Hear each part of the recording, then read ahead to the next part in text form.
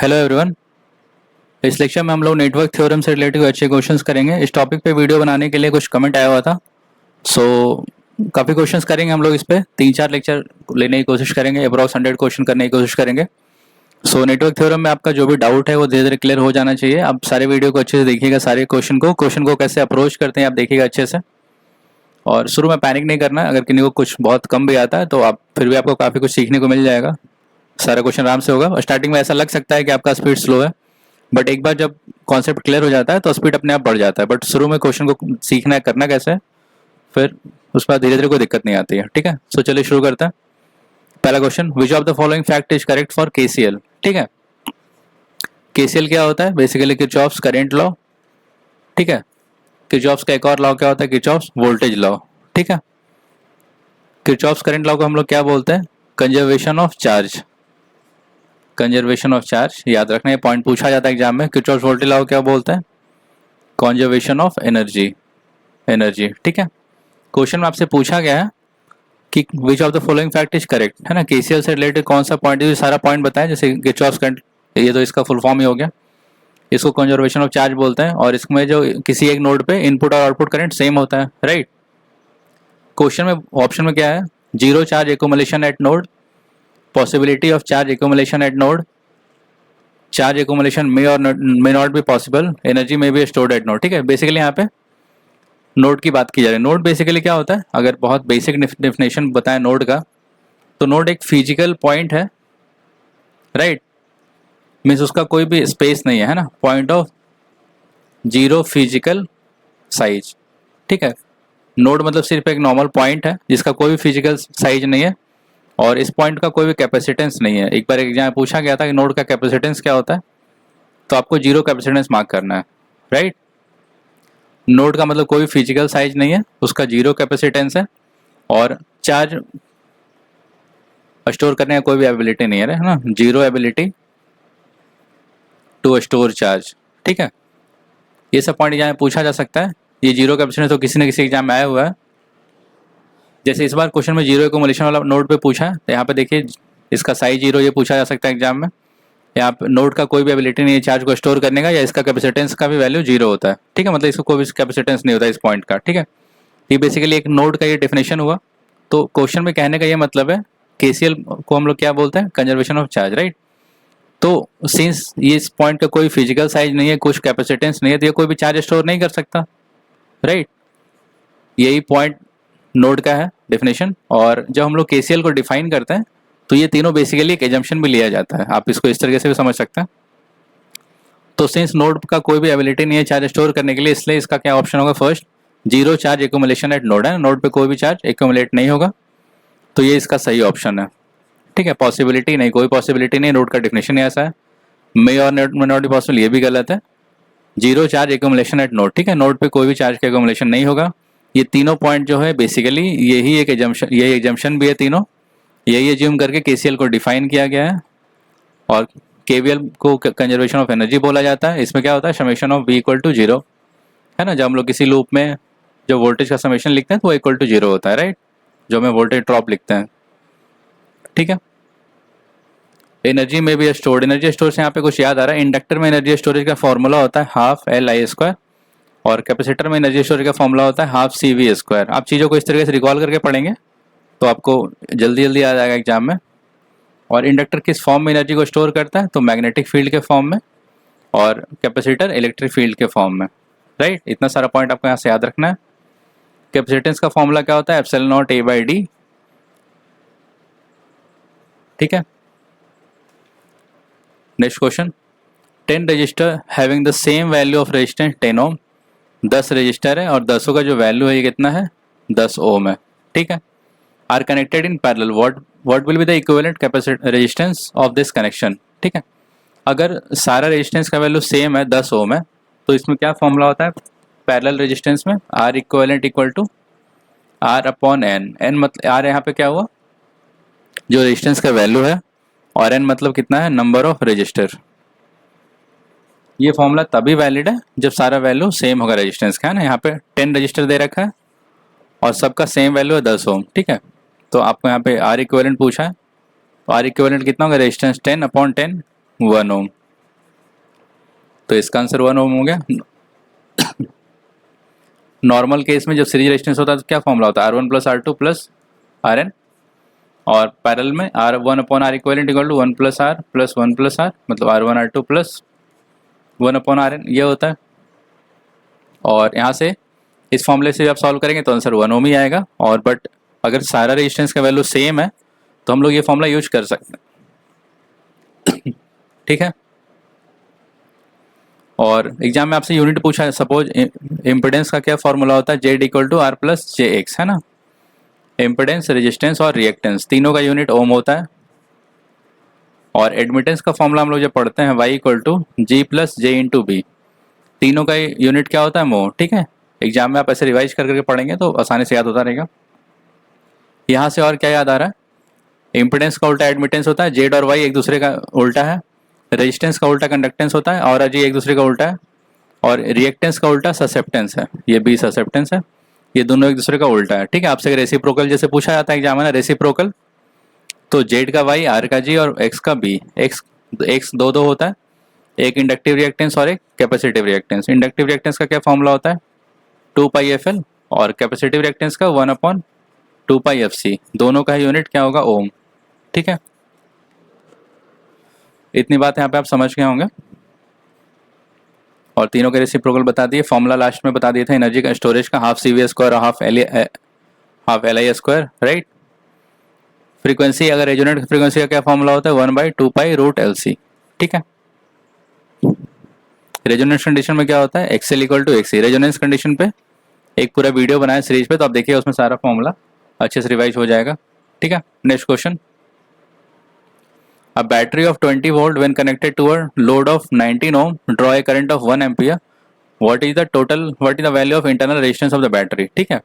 कोई भी बैटरी उसका कुछ रेजिस्टेंस होता है और इंटरनल रेजिस्टेंस हम लोग मानते हैं। ये बैटरी है कितना, 20 वोल्ट का, ये इंटरनल रेजिस्टेंस सपोज RI मान लेते हैं। ये हो गया बैटरी ऑफ इतना कनेक्टेड टू लोड ऑफ 19 ओम। ठीक है।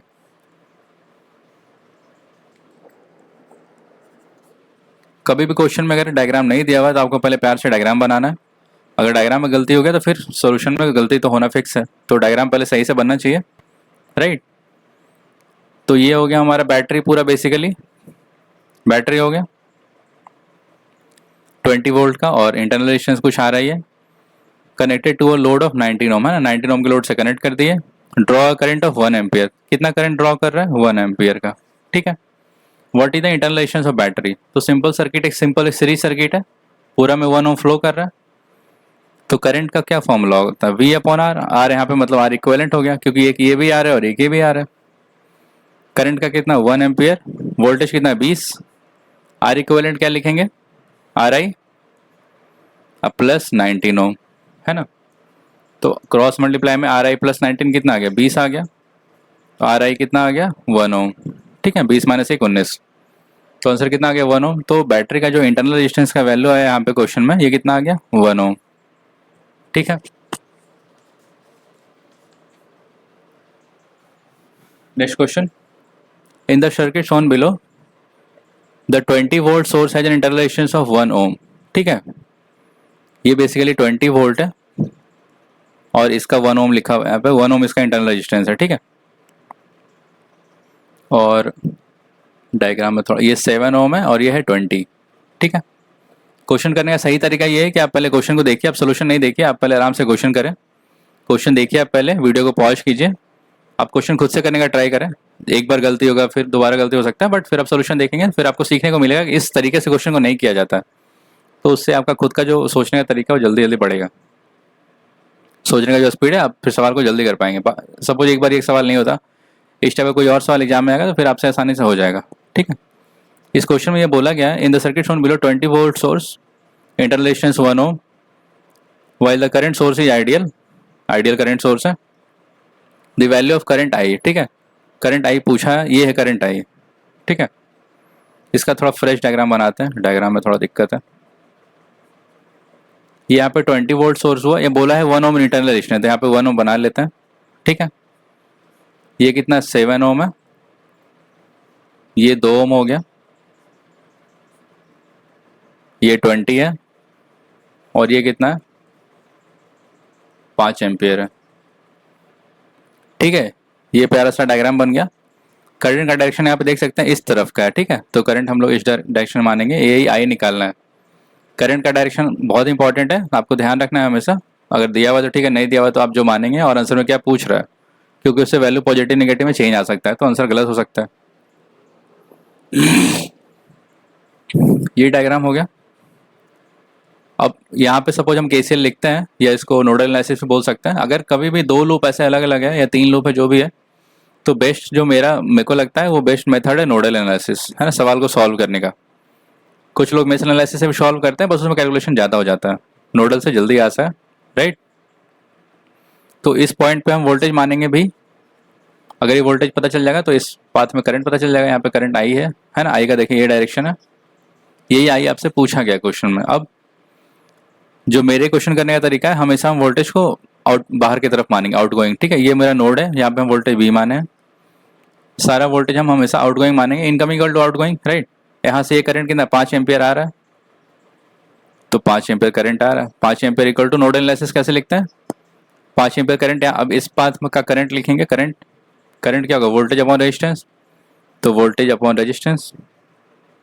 ठीक है, ये देखिए यहाँ से इनकमिंग करंट आया, फिर आउटगोइंग करंट लिखेंगे, income equal to this plus this, तो 5 ampere equal to V/2 plus यहाँ पे कितना वोल्टेज है V, और यहाँ पे कितना 20, तो इसको कैसे लिखेंगे V-20। ठीक है, करंट इधर से फ्लो कर रहा है, तो जो बाद वाला पोलैरिटी है वो लिखा जाएगा। ठीक है, V-20 अपॉन 8, 7 + 1 8 हो गया, राइट। यहाँ से 8 LCM हो गया, 5 equal to 2 चौकाट 4V plus V-20, 4V और V कितना हो गया 5V minus 20 equal to 8 × 40 60, 5V equal to 60, voltage कितना गया 12 वोल्ट। ठीक है, ये कितना गया वोल्टेज 12 वोल्ट। अब इस पॉइंट पे जो वोल्टेज है 12 वोल्ट है, करंट आपको निकालना है। करंट कैसे निकलेगा, ये वाले पाथ पे करंट आई है, क्या होगा 12 माइनस 20, यही तो लिखे थे V-20, है ना। इसमें कन्फ्यूजन नहीं होना चाहिए, यहाँ पे ये लिखने तो ये डायरेक्शन में करंट फ्लो कर रहा है, ये वाला पॉइंट पर लिखेंगे, और फिर जो बाद वाला पॉइंट है वोल्टेज पोलैरिटी का वो आपको लिखना है। ठीक है, तो 12 minus 20 voltage upon resistance, resistance कितना 8, तो 12 माइनस 20 माइनस 8/8, ये कितना हुआ -1, तो करंट का वैल्यू कितना आ गया -1। आई देखिए क्वेश्चन में आपसे आई पूछा गया है, और आई का डायरेक्शन इस तरफ ही है, हम भी इधर ही माने आउटगोइंग, आया कितना -1, तो आंसर -1 होगा। अगर आप करंट के डायरेक्शन में मिस्टेक कर देंगे किसी तरह से, तो +1 भी दे रखा है कन्फ्यूजन के लिए, तो उसमें दिक्कत आ सकता है आंसर में, तो इसीलिए आंसर क्या होगा -1 एम्पियर। ठीक है, तो उम्मीद करते समझ में आया होगा ये क्वेश्चन अच्छे से। बस आपको नोडल एनालिसिस अच्छे से लिखना चाहिए। यहाँ पे जो केसीएल का वैल्यू है V/R ये लिखने के टाइम पे आउटगोइंग इनकमिंग करंट देखना है, और बस उस हिसाब से लिख देना है। ये इनकमिंग था और ये दोनों आउटगोइंग माने, इसलिए इक्वल टू के बाद आ गया और ये पहले आ गया, तो करंट कितना हुआ -1 एम्पियर, बी ऑप्शन। ठीक है, next question, which of the following statement are correct. पहला, Lenz law is based on conservation of charge. Lenz law basically होता क्या है ना, लेंज लॉ होता है कि कहीं पे भी अगर चेंज ऑफ फ्लक्स हो रहा है तो उससे जो करंट इंड्यूस होता है उसके डायरेक्शन को ये बताता है ना। E = -N/dφ/dt लिखते हैं, जो इसका बेसिक फॉर्मूला है ना। Faraday law of electromagnetic induction से कहीं पे भी अगर फ्लक्स का चेंज हो रहा है तो करंट इंड्यूस होगा, मतलब वोल्टेज इंड्यूस होगा, करंट प्रोड्यूस होगा। ठीक है, तो जो कॉज है और अपोजिट जो ये करता है, जो फ्लक्स मतलब जो EMF इंड्यूस होता है वो दोनों अपोजिट में होता है। ठीक है, इसका अगर हम प्रॉपर डेफिनेशन की बात करें तो कैसे लिखेंगे, an induced current always flow in a direction that opposes, है ना, that opposes the cause, opposes the change in magnetic flux, change in flux that produce। तो फ्लक्स जहाँ से प्रोड्यूस हो रहा है उससे जो वोल्टेज इंड्यूस हो रहा है तो उसके अपोजिट डायरेक्शन में वोल्टेज इंड्यूस होगा, मतलब लेंज लॉ के थ्रू, है ना। ये इसका डेफिनेशन है कि जो अपोज है ना, मतलब जो करंट फ्लो कर रहा है उसके अपोजिट में होगा जो नॉर्मल डायरेक्शन में पहले से आ रहा है। नहीं, हम बोलने में मतलब हाँ बोल हम नहीं पा रहे अच्छे से यहाँ पे। जो कॉज है और जो रिजल्ट आ रहा है, रिजल्ट जो जो कॉज कर रहा है उसका अपोजिट में आएगा, ठीक है। इसीलिए फॉर्मूला में यहाँ पे नेगेटिव साइन आता है, equal to minus N D phi by D T. तो क्वेश्चन में क्या बोला गया, Lenz law based on the conservation of charge, नहीं, और लेंज लॉ को बोलते हैं बेसिकली कंजर्वेशन ऑफ एनर्जी, ठीक है। यहाँ पे देखिए स्टेटमेंट हम लिखे हैं, oppose the change in flux that produces, मतलब कहीं से भी कोई फ्लक्स प्रोड्यूस हुआ है तो वहां से जो वोल्टेज इंड्यूस हो रहा है, तो कंडक्टर में जो वोल्टेज नया जो इंड्यूस होगा वो पहले वाले फ्लक्स को अपोज करेगा बेसिकली, ये सही स्टेटमेंट हुआ, इसीलिए यहाँ पे नेगेटिव साइन आता है, राइट। क्वेश्चन में बोला गया Lenz law is based on conservation of charge, ऐसा नहीं है। Lenz law give the direction of induce current, ठीक है, ये सही है। Length law is based on the conservation of energy, तो बी और सी दोनों सही है। दोनों कौन से ऑप्शन में है, दोनों बी ऑप्शन में है, ठीक है। तो इसका ये सही आंसर हो गया। इसका फॉर्मूला याद रखेंगे, minus N D phi by D T.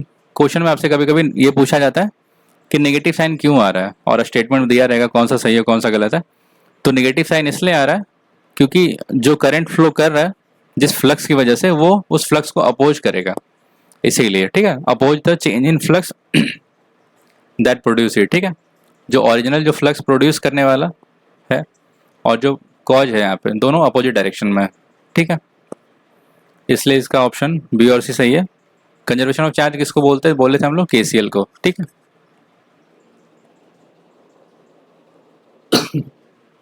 Next question, the power dissipated in the 6 ohm resistor, ठीक है। 6 ओम रजिस्टर में कितना पावर डिसिपेट होगा, पावर का क्या फॉर्मूला होता है, पावर का फॉर्मूला होता है आई स्क्वायर आर, ठीक है। और यहाँ से एक शॉर्ट्स हम बनाए थे जहाँ पे करंट डिवीजन रूल बताए थे, वो आप जाके देखिएगा प्लेलिस्ट में, मतलब शॉर्ट्स वाले सेक्शन में। तो इसमें जैसे 6 ओम रजिस्टर के थ्रू हमको पावर डिस्ट्रीब्यूशन निकालना है, तो पहले करंट चाहिए होगा, ये 40 एम्पियर है, सपोज यहाँ पे हम I1 मान लेते हैं, ठीक है। तो I1 कितना हुआ, 40 इंटू करंट डिवीजन रूल क्या कहता है कि इससे निकालना है, तो लिखेंगे आप दूसरे वाले का करंट डिवीजन रूल बेसिकली, एक अगर यहाँ पे करंट सोर्स पता है करंट का वैल्यू और 2 पैरेलल पाथ है ना, तो हम लोग उस फॉर्मूले से करंट यहाँ पे निकाल सकते हैं।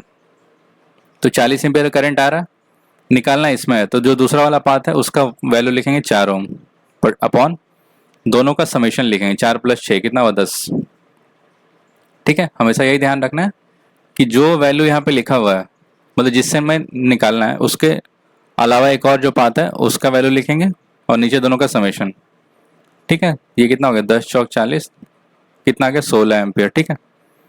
तो पावर का वैल्यू क्या हो गया, आई स्क्वायर 16 का स्क्वायर इंटू रेजिस्टेंस कितना है 6 ओम, इसके थ्रू पावर डिसिपेशन निकालना है, तो 6, तो 200 16 16 256 इंटू 6, लास्ट में यूनिट ये 6 है ना, तो आंसर 6 वाला ही आएगा, ये तो हो नहीं सकता। और 250 6 कितने 12 1300 के आसपास आएगा, तो आंसर क्या हो जाएगा 1500।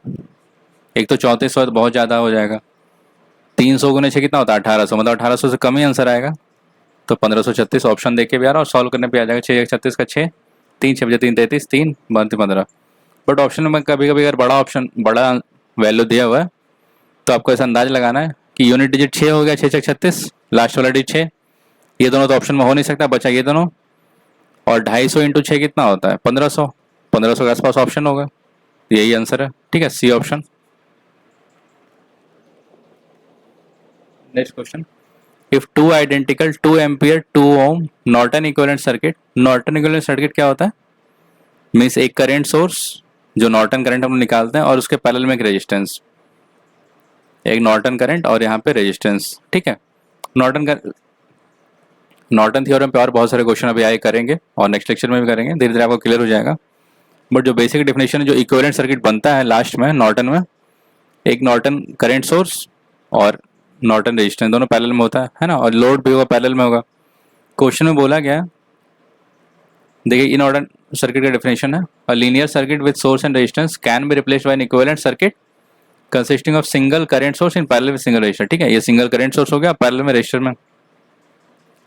इफ टू आइडेंटिकल 2 एम्पियर 2 ओम, ये क्या है 2 एम्पियर और 2 ओम, दो बोला गया, दो, ठीक है, आर कनेक्टेड इन पैरेलल, मतलब साथ में एक और अच्छा यहाँ पे डायग्राम ऐसे बना सकते हैं, ये करंट सोर्स और ये पैरेलल में रेजिस्टेंस, एक और बोला गया तो एक और करंट सोर्स और पैरेलल में रेजिस्टेंस, ठीक है। तो ये 2 ओम है, ये भी 2 ओम है, ये 2 एम्पियर और ये भी 2 एम्पियर, ठीक है।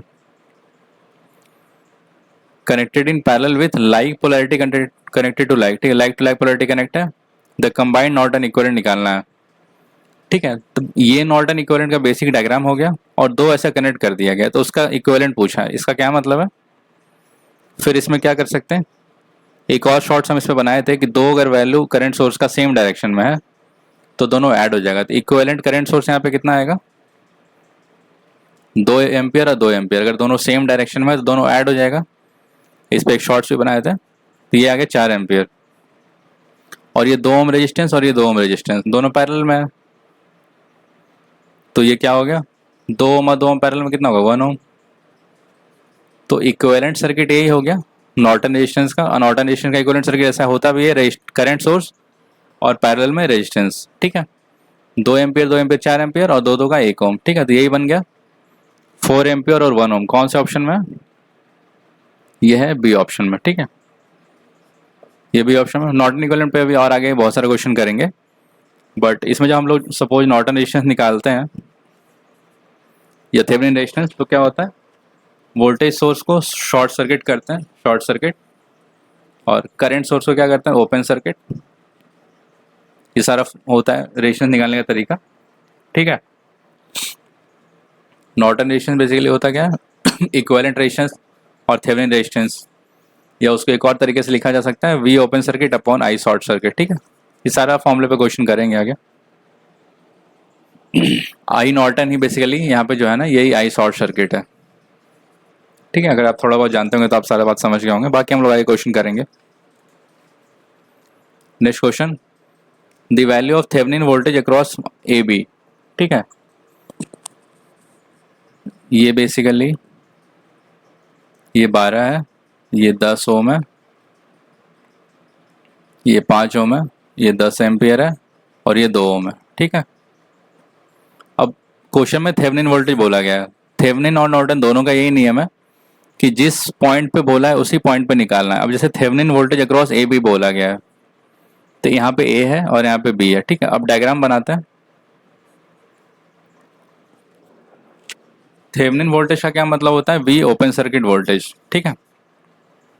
जो पॉइंट पे आपको वोल्टेज निकालने के लिए बोला गया है उसी पॉइंट के अक्रॉस वोल्टेज निकालना है, बस। थेवेनिन वोल्टेज का यही रूल है। तो ये डायग्राम हो गया। ये जैसे यहाँ पे पॉइंट ए बी है ना, इस पॉइंट के अक्रॉस थेवेनिन वोल्टेज निकालना है, ठीक है।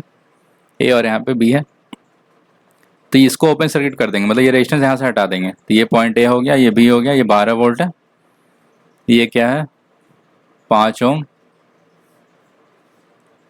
ये क्या है 10 एम्पियर, ये कितना 2 ओम। ये हमारा फाइनल सर्किट बन गया, क्योंकि बोला था क्या कि ए और बी के अक्रॉस थेवेनिन वोल्टेज निकालना है। सपोज आपको बोल देगा कि यहाँ पे निकालो थेवेनिन वोल्टेज इस करंट सोर्स के अक्रॉस, तो ये करंट सोर्स उड़ा देंगे, तो यहाँ पे रेजिस्टर को उड़ा दिए। अब ये सर्किट बन गया फाइनली। अब आपको बेसिकली वोल्टेज निकालना है ना, वी ए बी निकालना है, वही थेवेनिन वोल्टेज हो गया ए बी के अक्रॉस। वोल्टेज कैसे निकलेगा, अब पहले तो ये जो लूप है ये वाला, इसमें तो करंट फ्लो नहीं कर पाएगा क्योंकि ये ओपन सर्किट है। ये करंट यहाँ से सपोज आ रहा है 10 एम्पियर, ऐसे आ रहा है, ऐसे आ रहा है ये ऊपर जाएगा, इधर तो ये नहीं आएगा। क्यों नहीं आएगा, क्योंकि ये ओपन सर्किट है। करंट को फ्लो करने के लिए पाथ कंप्लीट होना चाहिए, ठीक है। तो ये आप समझ गए आप। ये जब ऐसे आएगा तो इस रेजिस्टेंस के अक्रॉस वोल्टेज ड्रॉप कितना होगा, ये करंट इधर से आ रहा है, ये आप ऐसे होता है ना, ये रेजिस्टेंस रहता है, ये करंट यहाँ से आता है, तो पोलैरिटी जो होता है ये प्लस माइनस ऐसे होता है, ठीक है। वोल्टेज का ड्रॉप हो रहा है रेजिस्टेंस के क्रॉस, तो पहले प्लस फिर माइनस, है ना, वोल्टेज ड्रॉप हो रहा है, कुछ कम हो रहा है वोल्टेज, ठीक है। इसीलिए इसको ऐसे लिखते हैं। यहाँ पे क्या होगा, 5 ओम का रेजिस्टेंस है, करंट 10 एम्पियर, वोल्टेज कितना हुआ, I R equal to 50 volt, ठीक है। तो इसके अक्रॉस जो वोल्टेज होगा ऐसे फ्लो करा, मतलब प्लस माइनस, यहाँ पे कितना आ गया 50 वोल्ट, ठीक है। बस क्वेश्चन खत्म हो गया। अब आपको निकालना क्या है, वी ए बी। यहाँ पे ऐसे मानते हैं plus minus V A B, ठीक है। अब इस पूरे लूप में ऐसे हम लोग केवीएल लिख देंगे तो वोल्टेज निकल जाएगा वी ए बी, अब देखिए इधर से चलना शुरू किया, ऐसे चलना शुरू किया वी ए बी। मेरे जो केवल लिखने का तरीका है, हम बाद वाला पोलैरिटी लिखते हैं, ठीक है। आप पहले वाला भी लिख सकते हैं, अपना अपना तरीका होता है। वी ए बी ये प्लस बाद में आया, इधर से हम लोग मूव कर रहे हैं, इधर आया तो बाद में क्या है -12, तो -12। इधर से ऐसे मूव कर रहे हैं, फिर ऐसे ऊपर गए प्लस, बाद में माइनस मिल रहा है तो -50 इक्वल टू 0। तो वी ए बी कितना हो गया 12 + 50, ये कितना आ गया 62 वोल्ट। तो जो ये वी ए बी आया, क्योंकि हमको ए बी के क्रॉस बोला गया था, यही ओपन सर्किट वोल्टेज है, इसको बोलते हैं थेवेनिन वोल्टेज को भी, क्योंकि यहाँ पे ओपन सर्किट है इसीलिए ओपन सर्किट वोल्टेज बोला जाता है। आंसर कितना आ गया 62 वोल्ट, ठीक है।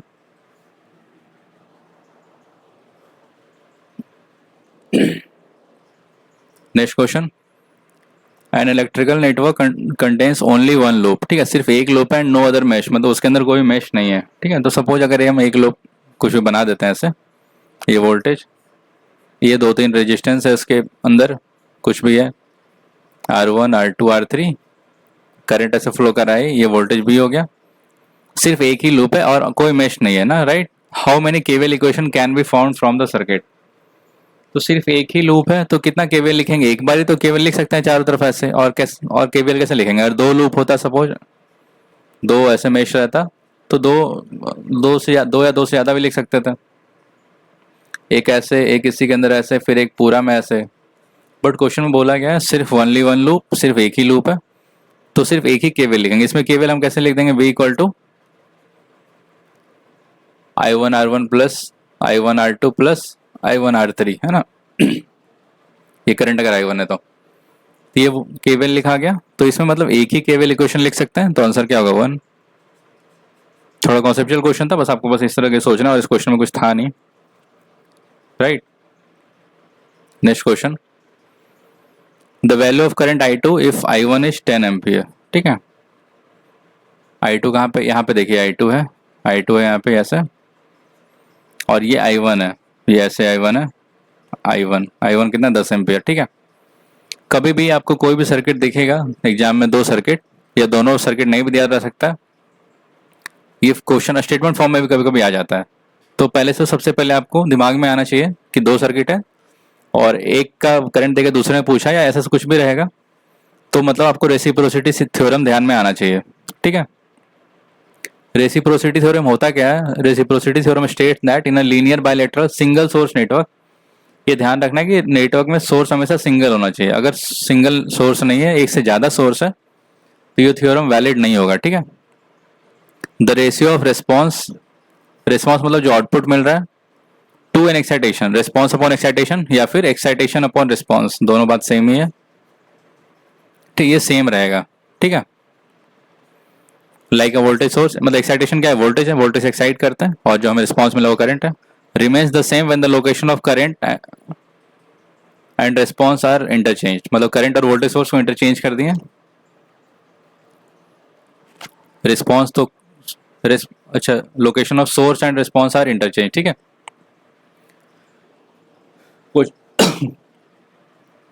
क्वेश्चन में बेसिकली बोला गया कि यहाँ पे एक नेटवर्क है, ये बीच में नेटवर्क कुछ भी हो सकता है ना, बीच में कोई मसाला हो सकता है, रेजिस्टेंस हो सकता है, वोल्टेज सोर्स हो सकता है, कुछ भी होगा, एक बीच में किसी भी टाइप का रेजिस्टेंस हो सकता है, कितना भी, बट उसमें कोई वोल्टेज सोर्स या करंट सोर्स नहीं होना चाहिए, ठीक है।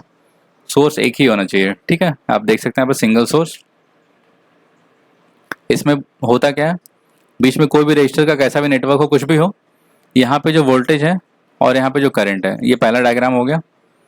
दूसरे में भी बस सेम ही रहेगा, अगर इस करंट वोल्टेज सोर्स की जगह पे करंट सोर्स लगा दिए और करंट सोर्स की जगह वोल्टेज सोर्स लग गया, बीच में नेटवर्क सेम है, इसमें कुछ भी चेंज नहीं होना चाहिए। ये फॉर्मूला यही कहता है कि वोल्टेज अपॉन करंट हमेशा सेम होगा। अगर यहाँ पे 10 है तो 2 एम्पियर जा रहा है, तो उसके बाद यहाँ पे 10 होगा, ये 2 एम्पियर ही फ्लो करेगा, ठीक है। इस थ्योरम का यही कॉन्सेप्ट है। अब देखिए इस क्वेश्चन में आपको और क्लियर होगा, इस पर और आगे भी क्वेश्चन करेंगे। इस क्वेश्चन में जो दिया हुआ है, पहले क्या है, यहाँ पे 100 वोल्ट है, राइट, और यहाँ पे क्या है 10 एम्पियर फ्लो कर रहा है, 10 एम्पियर।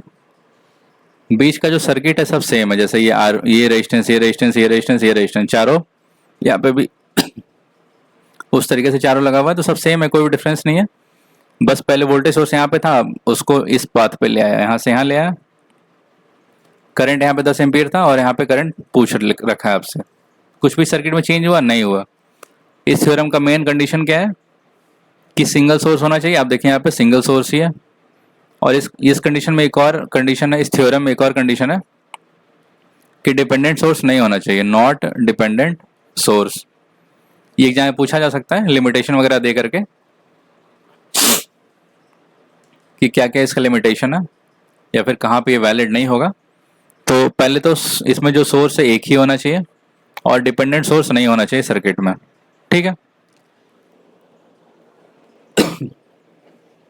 ये बात हो गया। तो अब देखिए यहाँ पे 100 वोल्ट है और इधर में करंट 10 एम्पियर है और इसी 100 वोल्ट का यहाँ पे लगा रखा है, तो क्या होगा, करंट यहाँ भी 10 एम्पियर ही फ्लो करेगा, कोई चेंज तो आया नहीं। थोड़ा सा इसमें चेंज किया है लेकिन इसमें डायरेक्ट ऑप्शन आसान दे रखा है, -10 एम्पियर देता तो थोड़ा कन्फ्यूजन भी होता। यहाँ पे देखिए आप पोलैरिटी इधर है, करंट इस डायरेक्शन क्वेश्चन में दे रखा है और जो यहाँ पे सोर्स है ऊपर में प्लस वाला साइन है, नीचे माइनस है, लेकिन यहाँ पे उल्टा कर दिया है, ऊपर माइनस नीचे प्लस, लेकिन करंट का डायरेक्शन भी है, ऊपर पूछ लिया है यहाँ पे क्वेश्चन में I2। अगर नीचे पूछता तो -10 एम्पियर आंसर होता, ठीक है। बट ये सिंस ये भी चेंज किया तो ये भी चेंज कर दिया, तो आंसर क्या होगा, 10 एम्पियर। ठीक है, उम्मीद करते हैं आपको अच्छा लग रहा होगा सेशन। बस इस थ्योरम में यही ध्यान रखना है कि जो भी सोर्स है उसका बस और यहाँ पे जो रिस्पांस मिल रहा है दोनों का पोजीशन इंटरचेंज करेंगे, वैल्यू में कोई भी चेंज नहीं होगा। ये 10 एम्पियर है तो ये भी 10 एम्पियर ही होगा, ठीक है। Next question, a 64 kilo ohm resistor has a specified maximum power dissipation of 1000 watt. Means maximum power है 1000 वाट का, मतलब रेजिस्टेंस का इतना ही औकात है, इससे ज़्यादा वो पावर को नहीं झेल सकता है ना। मैक्सिमम पावर डिसिपेशन है स्पेसिफाइड और रेजिस्टेंस का जो वैल्यू कितना 64 ओम है, kilo. The maximum current pass में भी pass through register, maximum current पूछ रखा है, तो पावर का फॉर्मूला क्या होता है, I square R, I square equal to P upon R, I equal to square root of P upon R, square root of P कितना 1000 और रेजिस्टेंस कितना 64 किलो ओम, 10⁻3, ये तो उड़ गया। स्क्वायर रूट ऑफ 1/64, ये कितना आ गया 1/8 एम्पियर, आंसर आ गया 1/8 एम्पियर, ठीक है। इसमें कोई भी दिक्कत नहीं आनी चाहिए।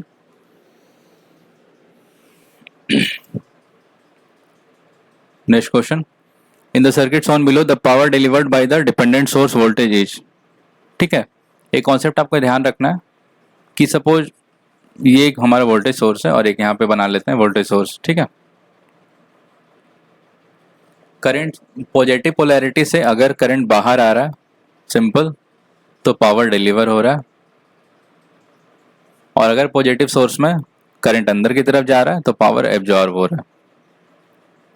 ये दो चीज़ आपको बहुत प्यार से याद रखना है। करंट सोर्स का जो वोल्टेज सोर्स का जो पॉजिटिव पोलैरिटी है उससे अगर करंट बाहर आ रहा है तो पावर डिलीवर हो रहा है, अगर करंट अंदर की तरफ जा रहा है तो पावर एब्जॉर्ब हो रहा है सर्किट में, ठीक है। और वो जो पर्टिकुलर सोर्स है वो पावर एब्जॉर्ब कर रहा है या डिलीवर कर रहा है उसी से पता चलेगा।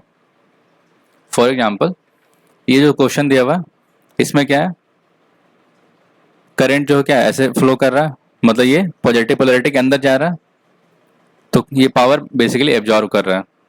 लेकिन क्वेश्चन में फिर भी पावर डिलीवर पूछा है तो उसका उल्टा कर देंगे हम साइन को, ठीक है। बताते हैं अभी। पहले तो इसमें आप ये डिपेंडेंट सोर्स 5i है तो करंट यहाँ पे करंट और वोल्टेज पता होगा तभी तो पावर निकलेगा, power equal to V × I।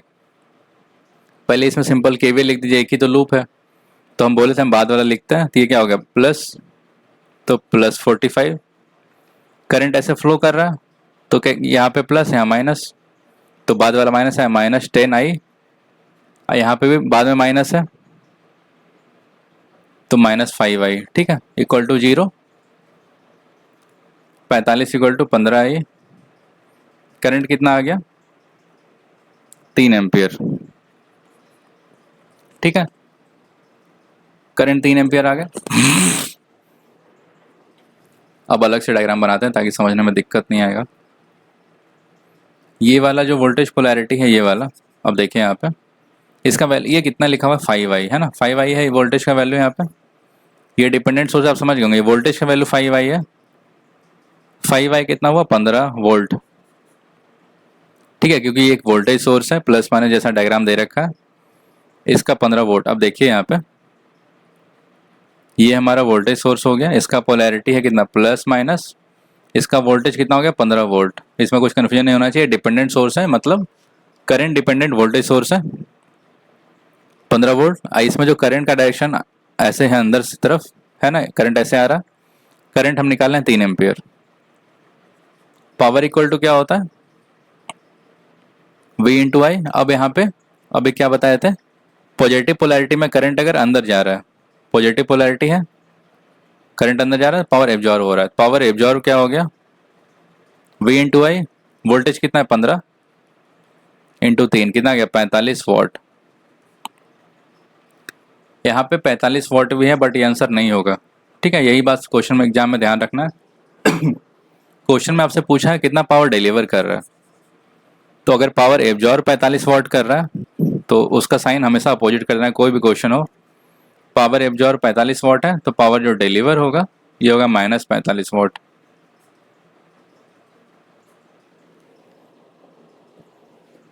ठीक है, तो यही ध्यान रखना है आपको। तो आंसर इसका होगा -45 वॉट, दोनों ही ऑप्शन में दे रखा है।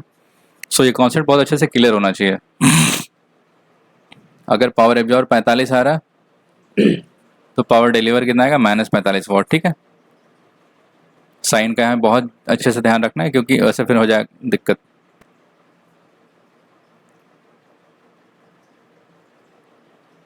Next question, power absorb power delivered में बस आपको ये दोनों कॉन्सेप्ट अच्छे से याद रखना है, दोनों चीज, पॉजिटिव पोलैरिटी से अंदर जा रहा है या फिर बाहर आ रहा है करंट। ठीक है, और बस फिर पावर का फॉर्मूला लगाना है क्वेश्चन में।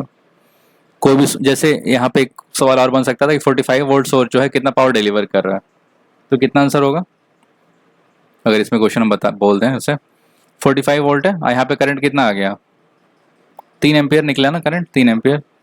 तो अगर पूछा जाता 45 वोल्ट सोर्स कितना करंट डिलीवर कर रहा है, तो यहाँ से बाहर निकल रहा है करंट, तो कितना होगा आंसर 45 गुने 3 कितना होता है 135 होता है, 135 वोल्ट प्लस में, क्योंकि यहाँ से करंट ऑलरेडी बाहर ही जा रहा है। तो 45 वोल्ट सोर्स जो है कितना पावर डिलीवर कर रहा है, तो आंसर आएगा 135 वॉट। ठीक है, next question, the Thevenin equivalent voltage source terminal across A B. ठीक है, थेवेनिन पे एक और क्वेश्चन अभी किए थे, यहाँ पे भी क्या बोला है कि ए बी के क्रॉस थेवेनिन वोल्टेज बताना है आपको। तो ये वाला रेजिस्टेंस को हटा दें, उड़ा देंगे। अब इसका डायग्राम बनाते हैं। ये कितना होगा 20 एम्पियर, ये 11 ओम, ये 4। अब मेरे को ए बी के क्रॉस बोला है तो इसको खोल देंगे, ओपन सर्किट बन जाएगा ये ए बी बेसिकली नीचे 20 वोल्ट है, नेगेटिव पोलैरिटी ऐसे ये 20 वोल्ट है।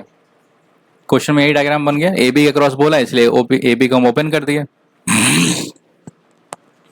ये क्वेश्चन भी थोड़ा सा पिछले बार वाला ही जैसा है। ये कितना 11 ओम है। अब करंट यहाँ से फ्लो कर रहा है, करंट इधर आएगा, इधर तो जा नहीं पाएगा क्योंकि ओपन सर्किट है। इसके क्रॉस वोल्टेज ड्रॉप कितना हो गया प्लस माइनस 20 चौक 80 वोल्ट, 80 हो गया। ठीक है, अब यहाँ पे हम मान लेते हैं polarity plus minus V A B. अब सिंपल इसमें केवीएल लिख देते हैं, केवीएल ऐसे लिख देते हैं, हम ऐसे लिख लेते हैं। तो बाद वाला पोलैरिटी हो गया वी ए बी, इसमें ऐसे किए तो क्या हो गया प्लस है यहाँ माइनस है तो -80। अब इसमें ऐसा मूव कर रहे हैं, ऐसे ऊपर जा रहे हैं तो प्लस बाद में माइनस आ रहा है तो -20 इक्वल टू 0। तो वी ए बी कितना हो गया open circuit voltage 100 volt, answer आ गया 100 वोल्ट। ठीक है, बस ध्यान यही रखना है कि जो पॉइंट पे हमको बोला है उसको ओपन सर्किट कर देना है। उसके बाद बस यही मेरा पर्पस है, वोल्टेज कैसे निकल जाए। तो ये वोल्टेज पता था और इसके क्रॉस वोल्टेज निकाल लिए 4 ओम के क्रॉस करंट यहाँ से फ्लो करवा के, तो आंसर आ गया। The value of current I in the circuit is. ठीक है, ये देखिए करंट यहाँ पे क्या, ये 30 ओम है, ये 50 वोल्ट, ये 10 वोल्ट, ये 10 ओम और ये 30 वोल्ट। ठीक है, आपको बस ये देखिए करंट यहाँ पे ऐसे बना हुआ है, डायग्राम ये करंट का आई है। ठीक है, अब ऐसे करंट दे ही रखा है तो हम इसी तरफ से लूप मान लेते हैं, सिंगल लूप तो है, बस वोल्टेज लिखना है मेरे को। यहाँ से शुरू करते हैं, बाद वाला पोलैरिटी क्या है 30, इसमें बाद में क्या है -50, फिर -10। अब करंट ऐसे फ्लो कर रहा है तो ये क्या हो गया प्लस माइनस, ये क्या हो जाएगा यहाँ पे प्लस माइनस, है ना, ऐसे फ्लो कर रहा है, ऐसे करंट फ्लो कर रहा है। तो 30 - 50 - 10 यहाँ पे कितना लिखेंगे -10 आई, और यहाँ पे भी प्लस फिर माइनस, तो बाद वाला कितना -30 आई इक्वल टू 0। इसको उधर भेज देते हैं, कितना हो गया 50 आई इक्वल टू ये कितना आएगा 30 और 10 40 आई हुआ ना। ये 30 - 50 -20 -20 -10 -30 है ना, -30 इक्वल टू इसको उधर भेज दिए तो -40 सॉरी +40 है ना, उधर गया तो आई कितना हुआ -30/40, मतलब -3/4, ये कितना होगा -0.75। इसमें भी आपको करंट का डायरेक्शन ध्यान रखना है। हो सकता है किसी को मन करे करंट ऐसा उल्टा लेने का, है ना, तो आपको उस हिसाब से केवीएल लिखेंगे, आंसर तब भी आएगा। लेकिन क्वेश्चन में करंट का डायरेक्शन ये हमसे पूछा है हम कि ऐसे ही मान लिए लूप, तो जो करंट आया वही आंसर होगा। तो आंसर क्या होगा -0.75, है ना। पॉइंट का ध्यान रखना कि यहाँ प्लस वाला भी ऑप्शन दे रखा है, ये गलत है, -0.75 आंसर होगा, ठीक है। Next question, the Norton equivalent current between load terminal A and B will be, ठीक है। जो डायग्राम है वो है 10 एम्पियर, ये कितना है 5 ओम, ये भी कितना है 5 ओम, ये कितना है 15 ओम। यहाँ पे ए और बी, जैसे थेवेनिन वोल्टेज में क्या हो रहा था, ए और बी को हम लोग ओपन कर दे रहे थे। अब नॉर्टन में आपको क्या ध्यान रखना है, नॉर्टन इक्विवेलेंट करंट पूछा है ना, नॉर्टन करंट बेसिकली पूछ रहा है ए और बी के बीच में। तो जहां पे भी नॉर्टन करंट हमसे पूछेगा उस पाथ को शॉर्ट सर्किट कर देंगे, मतलब पूरा शॉर्ट कर देंगे वो पाथ को। ये हमारा नॉर्टन करंट है, ठीक है। थेवेनिन वोल्टेज में हमको ओपन सर्किट करना है और नॉर्टन में क्या करना है शॉर्ट सर्किट, ठीक है। वहां वोल्टेज निकालते हैं, यहाँ पे करंट निकालते हैं, राइट। तो नॉर्टन इक्विवेलेंट करंट जो है बेसिकली ये शॉर्ट सर्किट करंट है, इस पाथ को शॉर्ट कर दिए, ठीक है। ये पहली बात हो गया। इसमें एक चीज बहुत इंपॉर्टेंट है, ऐसा बहुत सारा डायग्राम में आता है, जैसे कि एक मान लेते हैं सर्किट है, ये 10 वोल्ट का है, ये 10 ओम है, और एक पाथ है ये ऐसे पैरेलल में शंट है। इसका क्या मतलब है, जैसे यहाँ से करंट फ्लो करना शुरू किया तो करंट हमेशा उसी पाथ को फॉलो करेगा जिसमें रेजिस्टेंस कम होगा, ये तो बेसिक रूल है। अगर दोनों में कुछ ना कुछ रेजिस्टेंस है तो करंट दोनों से फ्लो करेगा, लेकिन ये पाथ शॉर्ट है, मतलब इसमें कुछ भी रेजिस्टेंस नहीं है, तो सारा करंट जो है यहीं से फ्लो करेगा। ये इस पाथ से करंट जाएगा ही नहीं, यहाँ 0 एम्पीयर, यहाँ करंट फ्लो करेगा ही नहीं, इससे सारा करंट इसी से फ्लो कर देगा, क्योंकि ये रास्ता आसान है ना, इधर कुछ भी रेजिस्टेंस नहीं है। इसका मतलब ये है कि ये वाला जो पाथ हो गया ये इसको बोलते हैं रिडंडेंट हो गया। ये इस पाथ से कोई भी करंट फ्लो नहीं करेगा, मतलब इसका कोई वैल्यू नहीं है, ये है या नहीं है, इसका कोई वैल्यू है जिसका कोई ज़रूरत ही नहीं है। सेम बात यहाँ पे भी हो रहा है, ये जो 15 ओम है ये रिडंडेंट हो जा रहा है, ठीक है, क्योंकि ये पाथ शॉर्टेड है और ये पाथ दोनों पैरेलल में है, बिल्कुल भी पैरेलल में है ना, एकदम पैरेलल में होना चाहिए। कुछ और बीच में होता तो फिर वो दिक्कत हो जाता, बट ये पूरा पैरेलल है, ठीक है, ये पूरा ही पैरेलल है। तो सारा करंट यहीं से फ्लो करेगा, यहाँ से कुछ भी करंट नहीं जाएगा, 0 एम्पीयर करंट फ्लो करेगा। तो ये पाथ रिडंडेंट हो गया, ठीक है। अब सर्किट कैसा बन गया, अब हमको क्या करना है करंट निकालना है। अब जो फाइनल डायग्राम बना इसके बाद, शुरू में हो सकता है आपको लगेगा कि आपका स्पीड स्लो है अगर आप नहीं सॉल्व कर पाएंगे थोड़ा सा, तो बट एक बार कॉन्सेप्ट जैसे ये सारी बातें क्लियर हो जाएगी दिमाग में तो फिर फटाफट क्वेश्चन सॉल्व होता है। अब इसमें डायग्राम जो बन गया, ये पाथ रिडंडेंट हो गया, इसका कोई ज़रूरत नहीं है। ये 10 एम्पियर बना दिए, ये क्या 5 ओम बनाए यहाँ पे, ये 5 ओम, इसका कोई ज़रूरत नहीं है, और फिर ये हो गया ऐसे, ये आई नॉर्टन है। अब करंट डिवीजन रूल से करंट कैसे निकालेंगे आई नॉर्टन, इसमें तो दोनों ही रेजिस्टेंस सेम है, बट करंट डिवीजन से हम आगे दिखाते हैं।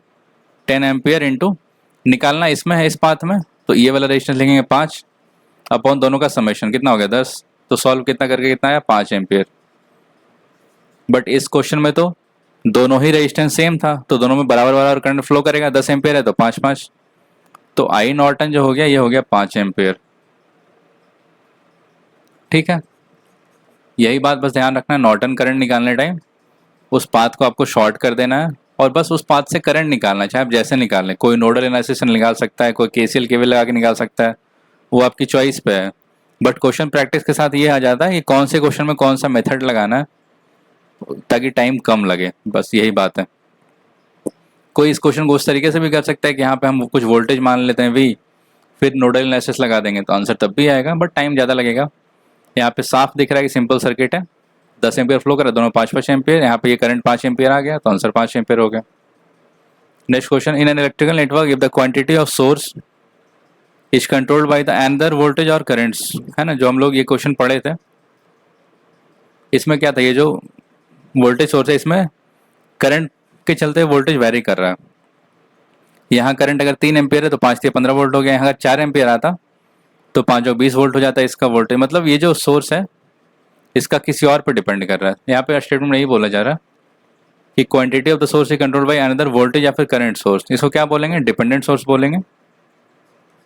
ठीक है, मतलब उसका जो वैल्यू है दूसरे पे डिपेंड कर रहा है। डिपेंडेंट सोर्स 4 तरह का होता है।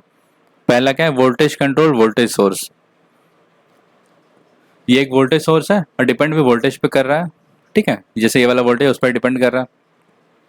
करंट कंट्रोल वोल्टेज सोर्स, जैसे ये एक तो वोल्टेज सोर्स है, पहले पता कैसे चलेगा कौन सा वोल्टेज सोर्स है कौन सा करंट सोर्स है। ठीक है, तो जिसमें पोलैरिटी अंदर प्लस माइनस लिखा रहेगा ये वोल्टेज सोर्स हो गया, और जिसमें एरो का साइन है ना वो जो करंट सोर्स हो गया।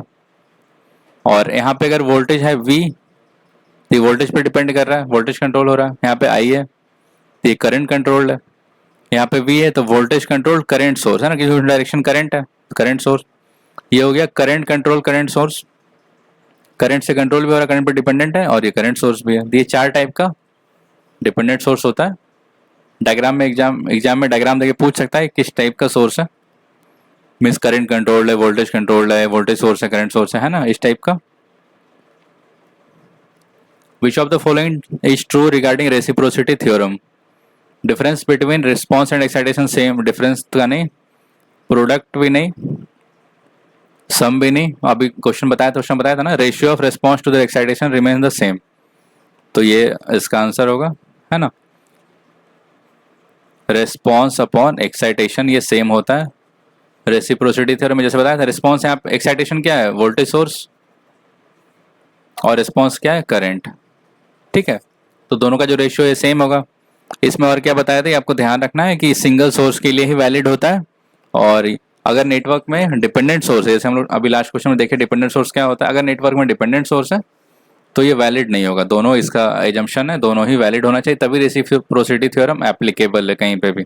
ठीक है, next question, the current through 2 ampere, sorry current through 2 ओम है ना, ये 2 ओम है, ये 1 ओम है, और ये क्या है 7 ओम है शायद, 7। ठीक है, 7 ओम है, देखते हैं आंसर आ जाएगा, मतलब सही में 7 ही है, देखते हैं क्या होता है। करंट थ्रू 2 ओम रजिस्टर, अच्छा जरूरत भी नहीं है कितना ओम है, क्योंकि ये 2 ओम से पूछा है, 1 ओम है, और यहाँ पे 36 एम्पियर दे रखा है ऐसे। यहाँ पे भी एक करंट सोर्स है और 2 पैरेलल में रेजिस्टेंस है। मेरे को तुरंत लग गया ये सॉल्व होगा करंट डिवीजन रूल से जल्दी। आप यहाँ पर नोडल भी लगा सकते हैं, पर करंट डिवीजन रूल से जल्दी बन जाएगा। देखते हैं, अगर 2 ओम तो करंट थ्रू 2 ओम कितना होगा, यहाँ पे निकाल, यहाँ पे करंट कितना है 36 मल्टीप्लाई बाई, अब 2 ओम से निकालना है तो ऊपर में क्या लिखेंगे, उसका जो दूसरा वाला पाथ है उसका 1 लिखेंगे, अपॉन दोनों का समेशन, 2 और 1 कितना होगा 3, 1 + 2, तो 36 इंटू 1/3, आंसर कितना आ गया 12 एम्पियर। क्वेश्चन में पूछा है आपसे क्या, 12 एम्पियर। 12 एम्पियर किस ऑप्शन में है, एक ही ऑप्शन में दिया है, तो ए बी से कोई मतलब नहीं है, तो इसका आंसर बी हो गया, 12 एम्पियर, है ना। ए से बी क्यों लिखा है, क्योंकि ऐसे फ्लो कर रहा है ना, ऐसे, तो इसीलिए ए से बी लिखा है, ए से बी तो की तरफ फ्लो कर रहा है, इसीलिए ए से बी लिखा हुआ है। और करंट कितना आ गया 12 एम्पियर। करंट डिवीजन रूल आपको लगा देना, इस पे 2-3 सवाल आ गया, एक थोड़ा सा बताया जाता है यहाँ पे। ये बेसिकली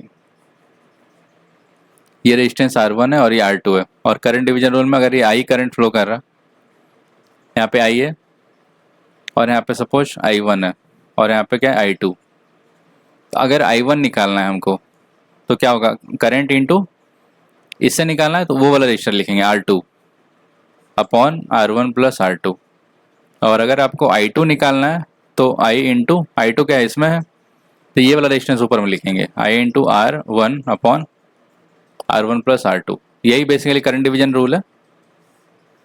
ये इस पे एक शॉर्ट से बनाया, उस पर एक दो न्यूमेरिकल भी होगा साथ में करवाए थे, आप देखिएगा अच्छे से। और ठीक है, तो इसमें आंसर आ गया। दो पाथ अगर दिख गया इस टाइप का, कहीं पे भी कोई भी क्वेश्चन आपको दिखे, एक सोर्स का करंट पता है हमको, या कहीं से भी करंट हम निकाल लिए एक सोर्स में एक पॉइंट पाथ का, और दो अलग अलग पैरेलल पाथ है, तो दोनों में कितना करंट फ्लो करेगा, इसका बेस्ट मेथड है current division rule. Sorry. Next question, in the circuit shown below the value of current I. ठीक है, यहाँ पे भी करंट आई पूछा है, यहाँ पे आई करंट है। ठीक है, ये कितना है, ये 1 ओम है। ठीक है, ये 1 ओम है, ये 3 एम्पियर है, ये 2 ओम और ये 12 वोल्ट। ठीक है, ये 1 ओम, ये 12 वोल्ट, ये 2 ओम और ये 3 एम्पियर। ठीक है, नोडल के बारे में एक दो बार हम डिस्कस किए हैं, तो एक बार इसको नोडल से सॉल्व करके दिखाते हैं पहले, फिर आपको इस क्वेश्चन को एक और मेथड में अच्छे से बनेगा, देखते हैं। बेसिकली यहाँ पे दो पाथ है, यहाँ पे करंट सोर्स है और यहाँ पैरेलल में रेजिस्टेंस है ना, तो इसको देख के मेरे को सबसे पहले दिमाग में आया सोर्स कन्वर्जन से ये बनेगा आसानी से। बताते हैं अभी, पहले नोडल से बताते हैं। यहाँ से इनकमिंग आ रहा है, इस नोड पे वोल्टेज हम V मान लिए, इनकमिंग करंट कितना है 3, incoming equal to outgoing V। एक क्या लिखेंगे, इस पाथ का करंट कितना होगा, आउटगोइंग मानते हैं तो V upon two, voltage upon resistance V upon two plus, और इस पाथ में रेजिस्टेंस कितना होगा ऐसा, सॉरी करंट कितना लिखेंगे V माइनस बाद वाला पोलरिटी कितना माइनस है, V माइनस 12 अपॉन में 1, इसका रेजिस्टेंस 1 है, तो 3 इक्वल टू 2 LCM लेंगे तो कितना होगा V प्लस 2V माइनस 24। ठीक है, तो 2V और 1V 3V minus 24 equal to कितना हो गया 6, 3V इक्वल टू 30, वोल्टेज कितना आ गया 10। और वोल्टेज अगर 10 आ गया, मेरे को करंट यहाँ निकालना है, तो करंट कितना आएगा 10 माइनस 12 बटा 1। यहाँ पे 10 और बाद में पोलैरिटी माइनस है ना, 10 माइनस 12 बटा 1, तो कितना आ गया -2 एम्पियर। -2 एम्पियर आ गया आंसर। ठीक है, नोडल से आप इसे सॉल्व कर सकते हैं, -2 एम्पियर आंसर हो गया। यहाँ पे भी देखिए ऑप्शन में 2 एम्पियर भी दे रखा है, तो इसलिए डायरेक्शन में कंफ्यूज नहीं होना है, बस आपको पोलैरिटी का ध्यान रखेंगे, प्लस माइनस कैसे लिखना है आंसर आ जाएगा। इस क्वेश्चन को सोर्स कन्वर्जन से कर सकते हैं। सोर्स कन्वर्जन क्या होता है, करंट सोर्स को वोल्टेज सोर्स में कन्वर्ट करना। इस पे भी एक शायद हाँ शॉर्ट्स में शायद एक बताया है, आप देखिएगा। ये 12 वोल्ट है, ये 1 ओम है, और अगर कोई करंट सोर्स के पैरेलल में रेजिस्टेंस है तो उसका सोर्स कन्वर्जन करते हैं, तो वोल्टेज सोर्स के साथ वो सीरीज में आ जाता है। ठीक है, अगर कोई करंट सोर्स के साथ पैरेलल में रेजिस्टेंस है तो करंट सोर्स को वोल्टेज सोर्स में कन्वर्ट कर सकते हैं। तो वोल्टेज सोर्स का जो फॉर्मूला है क्या होता है, V into I R, V equal to I are.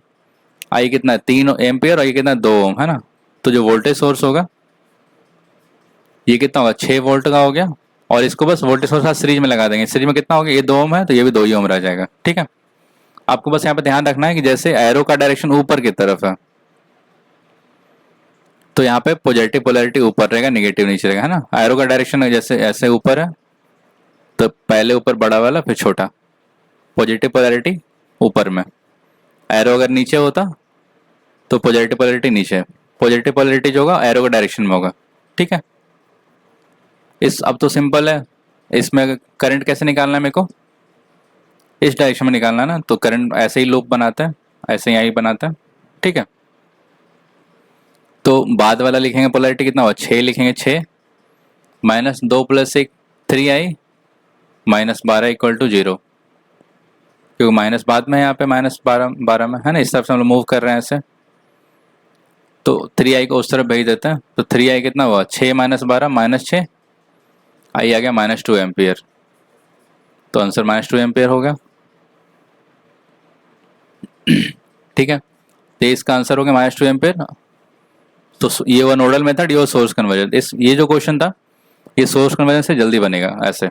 तो ये प्रैक्टिस की बात होती है कि आपको एक बार कितना प्रैक्टिस है, और एक बार क्वेश्चन देखने के बाद आपको बस ये तुरंत डिसाइड हो जाना चाहिए कैसे क्वेश्चन सॉल्व होगा, बस उसके बाद फिर जल्दी आपको सॉल्व करना है। ठीक है, ठीक है, इस क्लास में इतना ही। सो आप बताइएगा जरूर क्लास कैसा लगा, आपको कुछ अच्छा सीखने को मिला होगा और काफ़ी कुछ नया भी सीखने को मिला होगा आपको, क्वेश्चन को अप्रोच कैसे करना है। इस टॉपिक पे भी और भी काफ़ी क्वेश्चंस करेंगे। धीरे धीरे आपको क्वेश्चन को खुद से ट्राई कीजिए, आपको बहुत अच्छा लगेगा। धीरे धीरे थोड़ा टाइम लग सकता है बट सारा क्वेश्चन अच्छे से सॉल्व होना शुरू हो जाएगा। ठीक है, बताइए कमेंट सेक्शन में क्लास कैसा लगा। मिलता है अगले क्लास में कुछ और अच्छे क्वेश्चन के साथ, तब तक के लिए थैंक यू।